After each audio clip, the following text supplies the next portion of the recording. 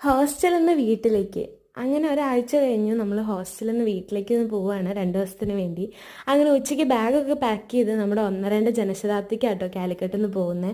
അപ്പോൾ കോഴിക്കോട് നിന്ന് തന്നെ നമ്മൾ അലിഖാൻ്റെ ബിരിയാണി വാങ്ങി കഴിച്ചിട്ടോ. അപ്പോൾ ഞാൻ ആദ്യമായിട്ടാണ് അവിടുത്തെ ബിരിയാണി കഴിക്കുന്നത്. അപ്പം അവിടെ പോയി വാങ്ങി നമുക്ക് അപ്പം തന്നെ പാഴ്സലൊക്കെ അവർ ചെയ്ത് തന്നു.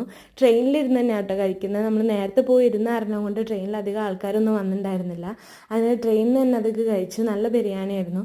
അങ്ങനെ അതൊക്കെ കഴിഞ്ഞ് ട്രെയിനിൽ കുറച്ച് നേരം കിടന്ന് ഉറങ്ങി. പിന്നെ പുറത്ത് നല്ല മഴയൊക്കെ പെയ്യുന്നുണ്ടായിരുന്നു കേട്ടോ കുറച്ച് കഴിഞ്ഞപ്പോൾ.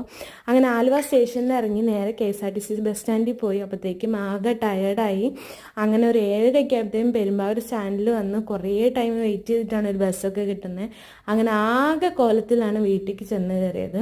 കുളിച്ച് ഫ്രഷ് ആയപ്പോഴത്തേക്കും അമ്മ നല്ല കപ്പ ബിരിയാണിയും കട്ടൻ ചായ ഉണ്ടാക്കി വെച്ചിട്ടുണ്ടായിരുന്നു. അങ്ങനെ അതൊക്കെ കഴിച്ചപ്പോഴത്തേക്കും വേണം ഒന്ന് സെറ്റ് ആയത്. അപ്പോൾ അടുത്ത വീഡിയോ ആയിട്ട് കാണും വരെയും ബൈ.